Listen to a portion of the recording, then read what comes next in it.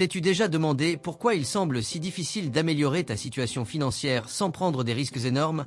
Peut-être as-tu déjà ressenti ce désir de créer quelque chose à toi, d'avoir plus de liberté, de ne pas dépendre uniquement de ton salaire. Mais en même temps tu regardes ta réalité, la famille, les factures, la routine, les responsabilités. Et là surgit la pensée, je ne peux pas simplement tout lâcher. Et tu as raison. Cette vidéo ne parle pas d'abandonner ton travail. Elle explique comment construire une liberté financière tout en conservant la sécurité que tu as déjà. Beaucoup pensent que la seule façon d'avancer est de faire quelque chose de radical. Démissionner, lancer une entreprise de zéro, tout risquer. La vérité, c'est que ce n'est pas nécessaire et que, le plus souvent, c'est l'une des voies les plus dangereuses et frustrantes.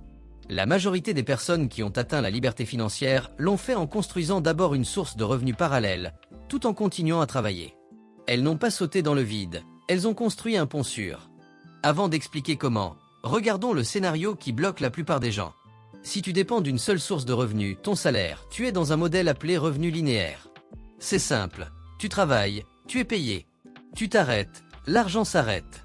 Cela signifie que ta stabilité dépend de ton temps, de ton corps, de ta santé et de la décision de quelqu'un au-dessus de toi.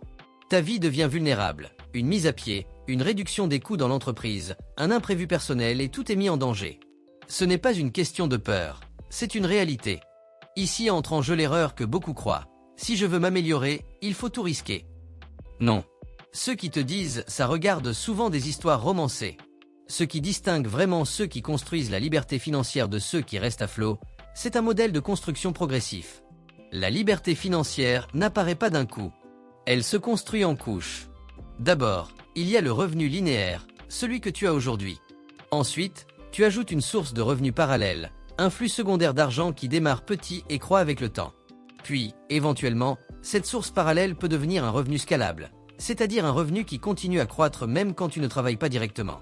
Vois-le ainsi, tu n'as pas besoin de quitter la voie sur laquelle tu es. Tu dois juste ouvrir une deuxième voie à côté. Alors, comment effectuer cette transition en toute sécurité?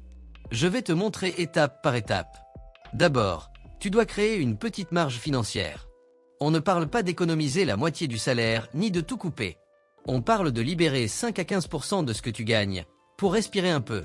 Cela peut se faire en ajustant des dépenses automatiques, en renégociant des factures ou en organisant mieux ton budget. Cette marge est le carburant de ta progression. Sans elle, chaque pas paraît impossible. Ensuite, tu dois choisir une seule source de revenus parallèle pour commencer. Et c'est crucial, une seule. Beaucoup se bloquent en voulant tout tenter à la fois. Choisis quelque chose qui rentre dans ta routine de 30 à 60 minutes par jour. Par exemple, proposer un service lié à une compétence que tu maîtrises, faire de l'affiliation en recommandant des produits, créer de petits produits numériques, feuilles de calcul, guides, ou formaliser une activité que tu fais déjà de manière informelle. L'important n'est pas de commencer grand, mais de commencer possible. Avec le temps, tu passes à l'étape suivante, transformer l'effort en système. Quand tu vois que tu répètes un procédé, écris-le, structure-le, documente-le.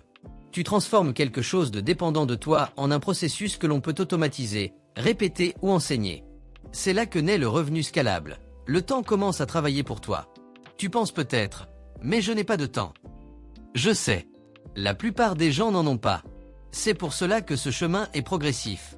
Le temps dont tu disposes importe moins que la constance. Une demi-heure par jour avec du focus vaut mieux que 4 heures sans direction. Si tu fais de petits pas chaque jour, tu verras ce que peu de gens comprennent. La liberté financière n'est pas une question de vitesse, mais de direction. Une question importante. Quand puis-je réduire mon temps au travail principal ou envisager une transition? La réponse, sûre et pragmatique. Quand ta source de revenus parallèle couvre de manière stable 25 à 40% de tes dépenses fixes. Pas quand tu as eu un pic de vente, pas sur un coup de chance, mais quand elle devient prévisible. Jusqu'à ce moment, ton emploi reste ta base de sécurité. Il te soutient pendant que tu construis. Au bout du compte, tout se résume à ceci. Tu n'as pas à choisir entre sécurité et liberté. Tu peux construire la liberté à partir de ta sécurité. Alors je te demande, vis-tu juste pour maintenir les choses en l'état, ou es-tu prêt à construire quelque chose de meilleur, même petit à petit? Si ta réponse est « Je commence aujourd'hui », écris ce commentaire « Je commence aujourd'hui ». Et si tu veux continuer ce parcours avec moi, dans la prochaine vidéo je t'expliquerai comment choisir ta première source de revenus parallèle de façon intelligente, sans essayer 1000 choses à la fois. On avance pas à pas. Ensemble.